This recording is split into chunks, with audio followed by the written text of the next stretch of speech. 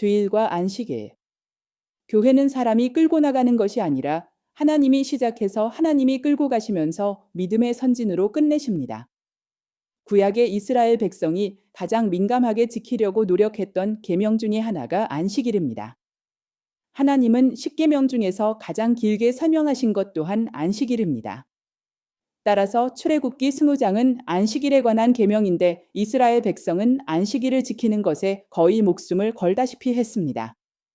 그리고 하나님은 그 안식일을 어기는 것에 대해서 대단히 진노하셨음을 구약 성경 여러 곳에서 발견할 수 있습니다.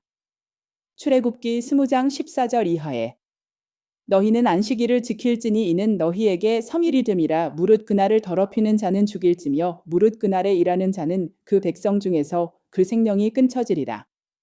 안식일을 기억하여 거룩히 지키라. 엿새 동안은 힘써 내 모든 일을 행할 것이나 제7일은 너희 하나님 여호와의 안식일인즉 너나 내 아들이나 내 딸이나 내 남종이나 내 여종이나 내 육축이나 내 문 안에 유하는 객이라도 아무 일도 하지 말라. 이와 같이 십계명을 모세에게 주었을 때 그때부터 안식일을 지켜라 했습니다. 이는 하나님께서 우리를 구원하기 위해 6일 동안 참조의 목적을 두고 참조하시고 쉬셨듯이 너희도 7째 날에는 쉬어라.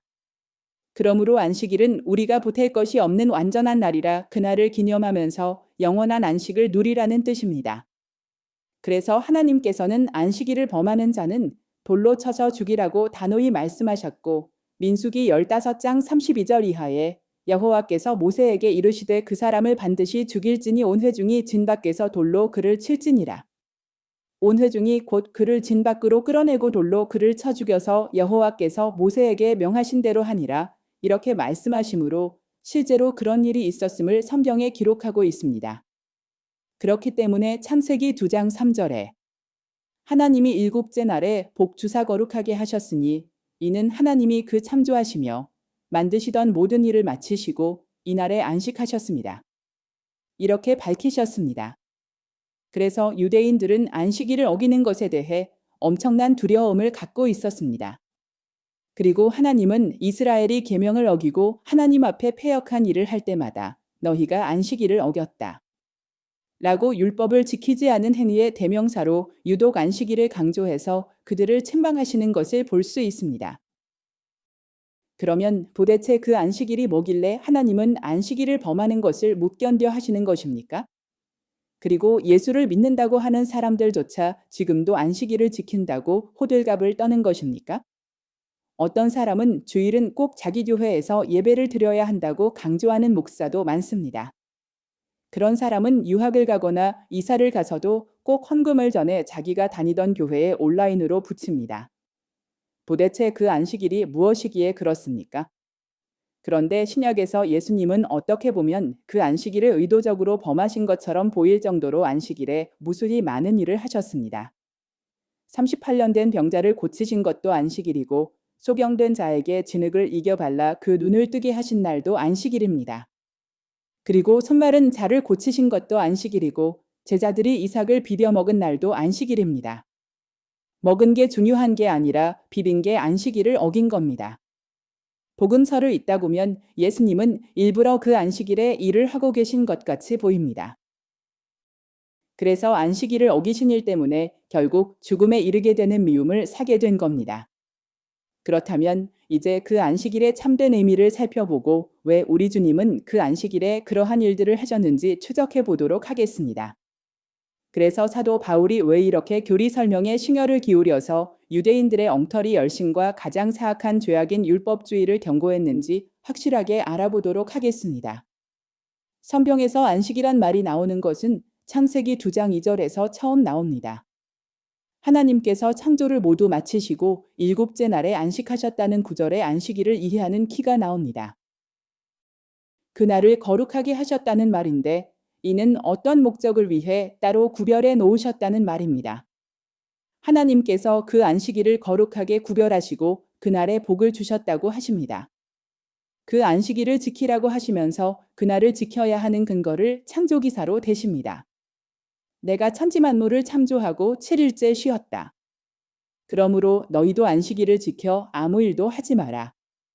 그리고 40년 후 신명기에서 다시 안식일을 명하시는데 여기서는 그들이 애굽 땅에서 구원을 받은 것을 기억하고 안식일을 지키라고 말씀하십니다. 그러므로 안식일은 하나님께서 엿새 동안 창조를 하시고 일곱째 안식을 취하셨다는 것과 이스라엘이 애굽에서 건짐을 받게 되는 것, 즉 구속, 죄사함 등과 밀접한 관계가 있다는 것을 알 수 있습니다. 우리가 성경 전체를 통해 추론해 보면 그 안식일에 어떤 복된 씨앗을 심어 놓으셨다는 의미로 볼 수 있습니다. 그 복된 씨앗은 우리 인간이 타락함으로 말미암아 이 땅에 생기게 된 죄와 수고로움에서 자유롭게 되어 우리가 누리게 될 영생이란 씨앗입니다. 이를 축약하면 안식일에는 앞으로 긴 세월 후에 이 땅에 오실 예수 그리스도로 말미암아 우리가 받게 될 구원, 영생이라는 시가 그 속에 담겨 있는 것입니다. 그래서 성경은 어떤 특정한 날들에 매여 있으면 안 된다고 했고 절기나 월삭이나 안식일은 예수 그리스도의 그림자로 절기를 준 것이지 거기에 깊은 의미와 목적이 있는 것이 아니다. 그렇게 날에 매여 있으면 나쁘다고 했습니다. 바울이 로마서 14장 5절 이하에 혹은 이날을 전날보다 낮게 여기고 혹은 모든 날을 같게 여기나니 각각 자기 마음에 확정할지니라. 나를 주니 여기는 자도 주를 위하여 주니 여기고 먹는 자도 주를 위하여 먹으니 이는 하나님께 감사하며 먹지 않는 자도 주를 위하여 먹지 아니하며 하나님께 감사하느니라.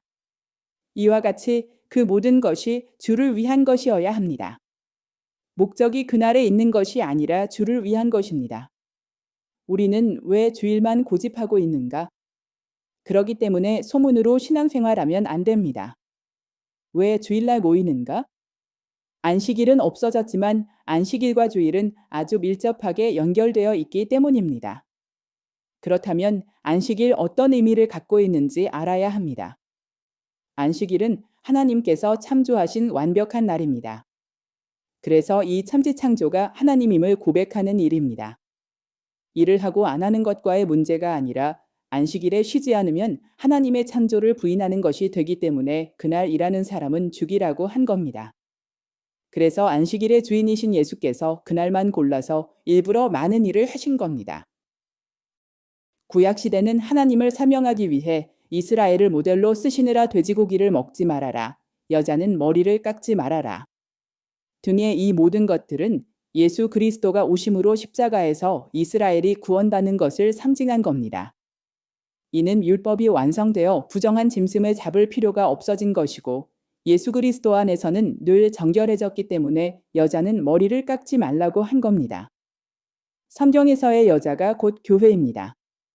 예수 그리스도가 바로 교회의 머리를 상징한 겁니다. 따라서 예수께서 머리 둘 곳이 없다고 하신 것은 우리 마음 안에 예수님의 말씀이 들어설 곳이 없다는 뜻입니다. 그래서 교회는 참 안식을 가져다주는 예수 그리스도를 우리 마음 안에 두기를 소망해야 합니다.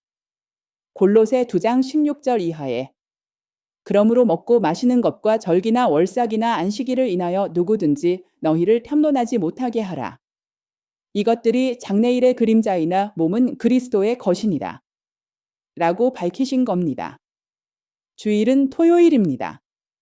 그러나 우리가 지키는 주일은 레위기 24장 5절에 너는 고운 가루를 취하여 떡 12를 굽되 내 덩이를 에바 10분위로 하여 여호와 앞순결한 상인 2줄로 한 줄을 6씩 진설하고 이는 성막에 들어가면 성소가 있습니다.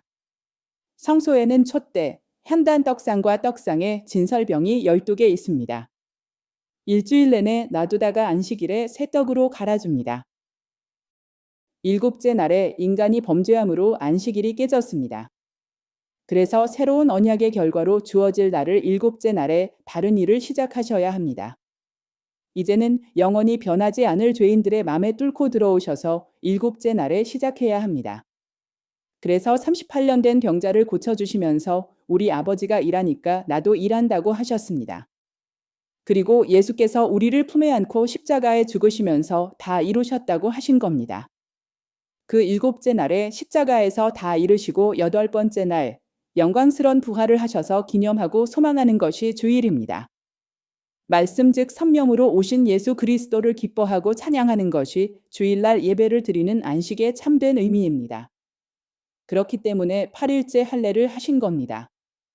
안식 후 첫날의 의미를 정확하게 깨달아야 합니다. 그래야 저주의 심판에서 벗어날 수 있습니다. 성도는 예수 그리스도의 삶을 소망하며 사는 자들입니다. 이제 내 안에 그리스도의 말씀이 담겨 있다. 그래서 매일매일이 주일날입니다. 또한 매일을 주일날로 살아가야 합니다. 이왕이면 8일째 약속을 해서 주일날 모이는 겁니다.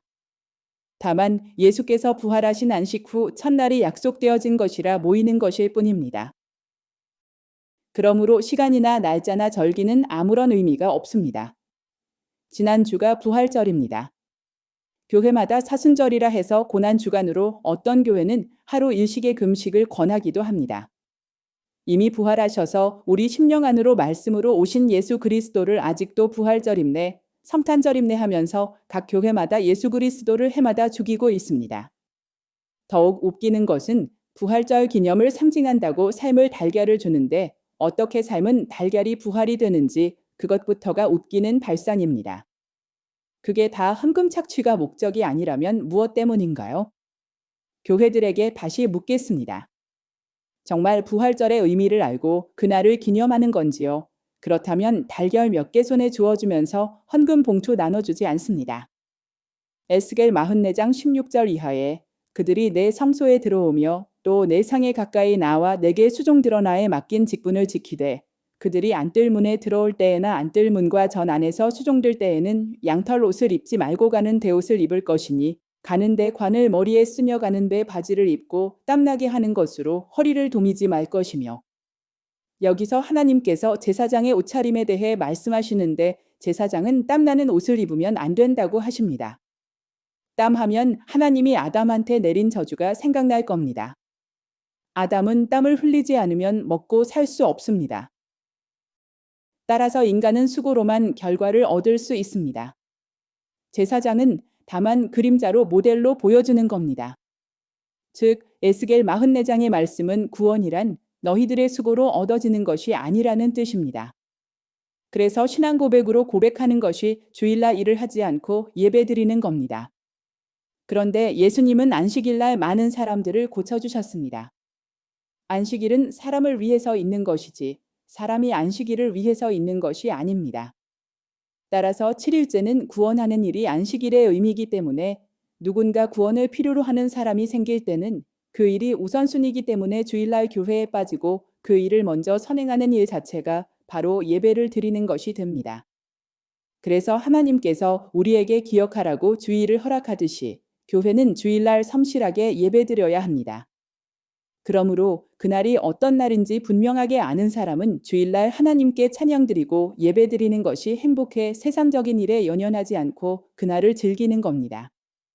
이 하루만큼은 하나님만을 생각하면서 하나님이 우리에게 보여주신 것이 무엇인지 그 안식의 의미를 생각하면서 주일을 기다리게 됩니다. 그게 바로 신령과 진정으로 드리는 하나님께 드리는 예배인 겁니다.